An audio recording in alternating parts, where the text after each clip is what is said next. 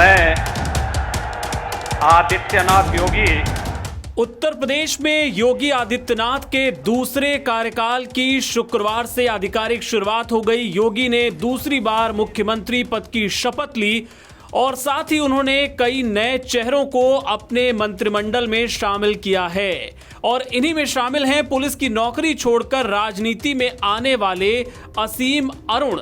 मैं असीम अरुण ईश्वर की शपथ लेता हूं कि जिन्हें योगी सरकार में राज्य मंत्री स्वतंत्र प्रभार बनाया गया है। असीम अरुण ने आज मंत्री पद की शपथ ली।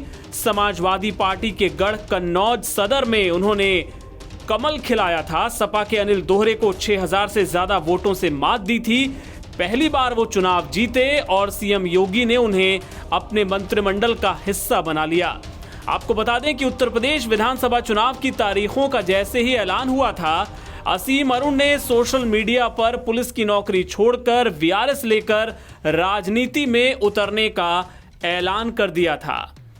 बीजेपी में उनकी एंट्री इसलिए भी खास थी क्योंकि पार्टी को एक पूर्व पुलिस अफसर के रूप में बड़ा दलित चेहरा मिल रहा था। जी हां, असीम अरुण दलित हैं और जाटव समाज से आते हैं। ऐसे में आप समझ सकते हैं कि उनकी अहमियत क्या है। बीजेपी ने उन्हें बहुत ही सोची समझी रणनीति के तहत पहले पार्टी में शामिल करवाया, फिर चुनाव लड़वाया और अब मंत्री बना दिया। जाटव समाज, जो कि मायावती का कोर वोट माना जाता है, यानी बहुजन समाज पार्टी का, उसमें इस बार के विधानसभा चुनाव में बीजेपी ने कुछ सेंध लगाई और आगे भी ये वोटर पार्टी के साथ और बड़ी संख्या में जुड़े।